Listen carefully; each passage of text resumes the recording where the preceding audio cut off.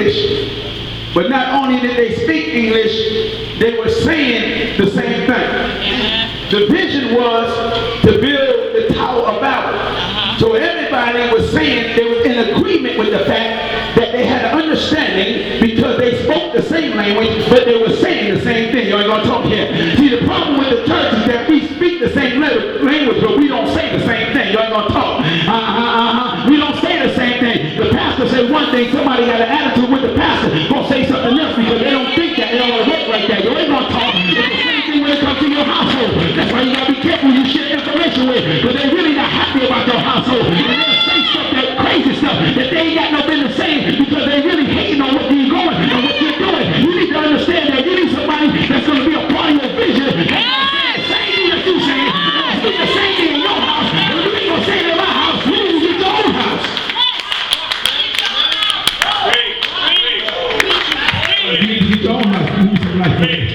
Oh, I feel something else kicking in right now. Yeah. Give me a little volume on it because I don't want to work too hard. So what we need to understand is that it's very important that we understand that you got to have the same language and you got to have the same speech. You got to have the same language and you got to have the same speech. If I'm telling you that I want to start my business, don't tell me it's impossible. Don't tell me that my credit ain't up to par. Don't tell me I ain't got enough money. Tell me, say, if the Lord says that you can start a business, tell me how can I help you? You ain't gonna talk here. Tell me what it's gonna take. You may not have all the skills. You may not even have a GED, but God gave you a vision to start a business. They think everybody that got a GED means that you got education. But how do you know that wisdom comes from God? God will show you how to run a business. Don't tell me He taught my mother how to read and she only had a 4th grade education. There's many of our brothers and sisters didn't have the education, but they had an anointing. They had an anointing to build. They had wisdom, and God will show them how to do. How many know that the Holy Ghost will teach you all things? I ain't hating on education, but if I ain't got the heavy education, that don't mean that I can't dream. That don't mean I can't make myself better. That don't mean that I can't go to school and get what I need to get my dream built.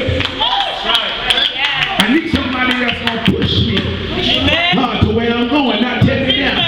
Somebody said same speech. Don't be talking against me when God is saying something else in reference to my life. This because you don't understand my process. Don't kill me. Y'all don't hear me here. These were men that had mother. They had the same language. They had the same speech, and they had a goal in mind.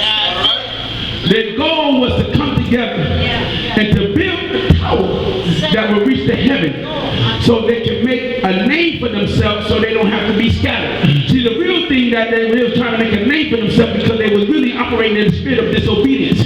They didn't want to go out and multiply the way that God was told them to do. See, how many know that when you don't do what God tells you to do, He'll mess your stuff up? You ain't gonna talk here. I don't care how saved you think you are.